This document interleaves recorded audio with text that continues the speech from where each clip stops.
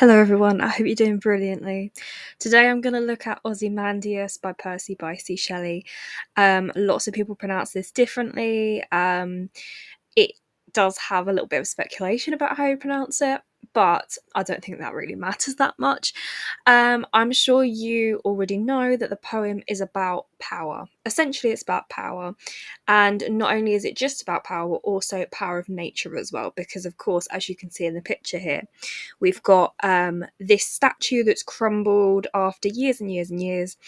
And Percy Shelley actually wrote this after, or he was inspired by the fact that this statue, or a bit of the statue, had began to reside in the British Museum, and I'm pretty sure it's still there if you want to go and see it. It's pretty cool.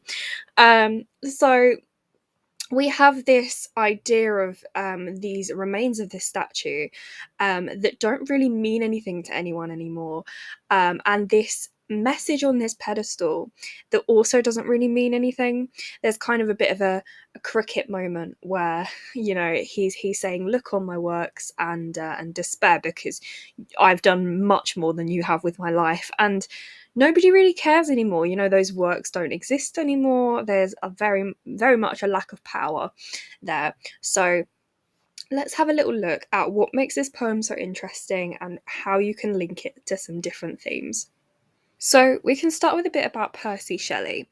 Percy Shelley is actually, if you know about Frankenstein, which is a really good book, by the way. If you know about Frankenstein, he was married to Mary Shelley, who wrote Frankenstein, and some people actually think that he had a bit of an influence over how she wrote it as well. So there you go. He was a romantic poet, so that basically just means that he was very into his kind of, gothic stuff. He liked his nature, as you can see here, power of nature. There was also potential political rebellion, which we can also see here, and I'll go into that in a second. But he was also an atheist, and he wrote an entire pamphlet about it. He actually got expelled from Oxford for it, which, if you think about that today, that's absolutely crazy. But back then, it was a really big deal. If you were an atheist, you were kind of like very, very sinful in the eyes of a lot of people, because religion was such a big deal. But although he was an atheist, he was very inspired by the Bible. And you don't have to, believe in something to be inspired by it. So that's really interesting to look at, and we can come across that throughout the poem in a little bit. But I think it's also really helpful to look at the actual history of the statue itself. So, as it says here, the poem was inspired by Ramesses II, who was an Egyptian pharaoh, and that is who the statue is of. It says Ozymandias on the little pedestal thing because that is the Greek name for him, but no, he's an Egyptian pharaoh, Ramesses II, and you can spell it in a couple of different ways. There are a couple of different ways written down, but the way that usually I've seen used is this way. So he's also believed to be a figure in the Bible, in Moses, which I haven't actually done a lot of research into, but I definitely think that this does show that he is a big deal, especially since I've said about, religion is a big deal. I think also he was inspired by George III. Lots of people say this. So two monarchs before Queen Victoria. So Shelley was writing at the time Queen Victoria was on the throne. She was obviously a very big deal, but two monarchs before this was George III. So we had George III, George IV, and then Queen Victoria. Obviously, that's the Georgian period. And he was known as the Mad King. He probably just had dementia. We don't really know because, we weren't that medically advanced back then. But yeah, probably just had dementia. But he was also known as a tyrant because he wanted to conquer a lot of places, and that is very, very similar to Ramesses II. He's saying, "Look on my works," meaning look on all I've done, and George was pretty much the same. It is also said by some historians, or one specific historian, that there is on the pedestal I am Ozymandias, King of Kings, so it stays the same, but afterwards we have, if anyone wishes to know what I am and where I lie, let him surpass me in some of my exploits. So essentially, that's kind of sarcastic because he knows that nobody's going to surpass him. He's done so much with his life. So he's kind of saying, if you want to surpass me, if you want to try, good luck, because you're not going to do it.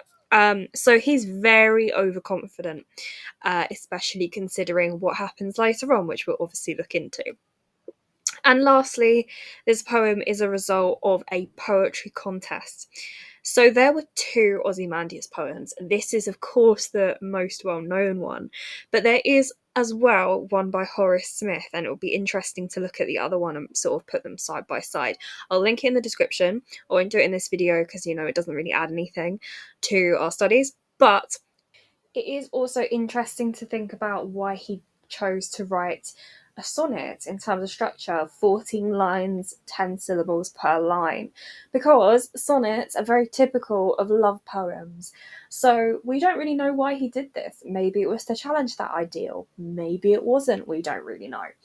But it might be just the fact that he, if you think about Shakespearean sonnets, if you've ever read one before, you know that he focuses very much on just one person, probably a woman, usually, but not always, interestingly. Fun fact, Shakespeare was bisexual. Anyway, yes, so sonnets usually focus on one person, typically love poetry, but this one, of course, focuses on one person, that person being Ozymandias or Ramesses. So it's really interesting to look at maybe why he's chosen to write a sonnet like that. Maybe it's because he's, or not idolizing, of course, because he's doing the opposite, but he's very much looking at the depth of one person and how their mind works and how their power has disintegrated. Thinking about the way that rhymes are used, they're irregular, but they're still very much normal rhymes. They're not like half rhymes or anything. So we could say that there's definitely a lot of control there, which, reflects his obsession with control. But there is a certain amount of chaos there as well. People don't really like him. He's cruel, cold command. He's not very organized. He doesn't really want what's best for everyone. He is just trying to get his name out there, and he's being a bit like George III. He's being a bit of a tyrant. He's trying to go everywhere, do everything, and he can't do that. Not as a sensible ruler. So I think that's really reflected in the rhyme scheme here, but I'm definitely open to other interpretations. I'd love to know what you think. And lastly, for structure, we have the idea that it's also anecdotal, which pretty much just means that he has managed to set it out so it's like a story. So we also have detached first person narration, which, he says, I met a traveller from an antique land. It's first person, I met, I did this. But it also is detached. The reason being, I met a traveller. The travellers told him the story which he's now recounting to us. It highlights the unimportance of this statue. Not even the poet or the narrator has seen it, which makes it very clear that it's nowhere near as important as it used to be. It's anecdotal, but it's very detached.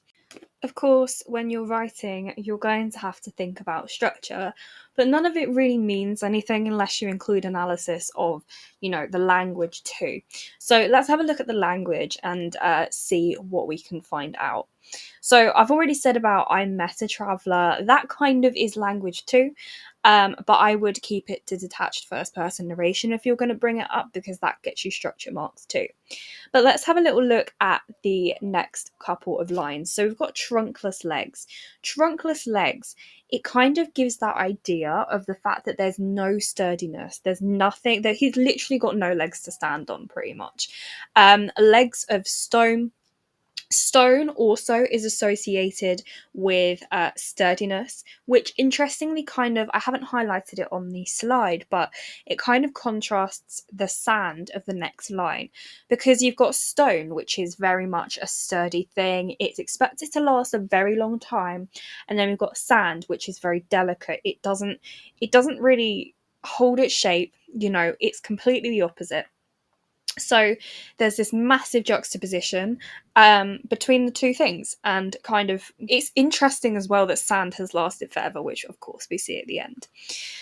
But moving on, legs are associated with progress and movement, which is kind of exactly the opposite of the situation we've got here. And like I said as well, they are associated with sturdiness. As well as this, we have lifeless imagery. We've got things like sand, of course, which are, very lifeless, desert as well, and we've got lifeless, obviously. This kind of thing really highlights the lifelessness in the desert and the fact that there is nothing around. There is absolutely nothing. And of course, later on, it says, boundless and bare, lone and level sand stretched far away, really highlighting the fact that there is literally nothing that is left behind. We've also got near them on the sand, half sunk. So half sunk into the sand is the face. Now, I don't know about you, but that's kind of imagery of shame to me. If you're burying your face in sand, I mean, literally, that is an image of shame. I also think shattered, gives that idea of, his reputation is absolutely shattered, and also half sunk. That's kind of glossed over a lot of the time, but I think it's interesting because it's literally an action of becoming lower. And you're sinking through the hierarchy, sinking through maybe the power triangle. I think that's an interesting one to look at if you want to go into how far this poem actually is about power. We also have further imagery of kind of this idea of him being a horrible ruler. So we've got a sneer, we've got frown, we've got wrinkled lip, if that counts, kind of. But just knowing as well that he stamped on these lifeless things, I mean, that's a horrible thing for someone to do. So it's very clear he's not a nice person. We've also got cold command, of course, which highlights his horrible command. The C sound as well, of course, that's alliterative, so alliteration. The C sound in itself is a cold sound, so it really draws attention to the fact that he is a cold, cold ruler. Lastly, for this slide, I really do just want to emphasize the fact that the word stamped is in there. I think that's really interesting to include because it really is such a violent verb. It really does show how careless he was, how violent he was, how kind of tyrannical he was as well. Stamped on these lifeless things. Lifeless things is kind of ambiguous. We don't really know what they are. They might be the people, kind of the lower classes. It might also be things that other people have created. We don't really know. But we also have which yet survive stamped. So that is also alliterative. We have survive and stamped with the S sound there. So sibilants. That creates a very sinister feel, and we also have a coldness there as well. It does feel like he's almost creeping up on us to stamp on us. It's a bit weird, but I do think it's very much worthy of noting. The second half of the poem seems to move a little bit quicker because of the inscription on the pedestal. So the hand that mocked them and the heart that fed. That's kind of a bit of a little bit of parallelism there. We've got two clauses that kind of mirror each other. Hands, of course, are associated with progress as well. So making works and things like that. But the hand is mocking them, so there's definitely negativity there. And I think it also could reflect the fact that the people mock him now as a statue. People probably stand there in the British Museum even today and they're like, wow, he did not turn out good. So, yeah. But we've also got the heart that fed. So the heart is usually associated with emotive things and emotions. But the heart feeds. So maybe it feeds on emotions, or maybe it also feeds on the power, like its sustenance. It's got this predatory nature to it. So the heart feeds rather than, I don't want to say emotes, but the heart feeds rather than expresses. And it's also on a pedestal, which, if you think about it, he's literally above everyone else, even in the British Museum, if you see the pictures. So that kind of idea is it's kind of scary when you think about it, especially considering that the statue is so large, like it's massive.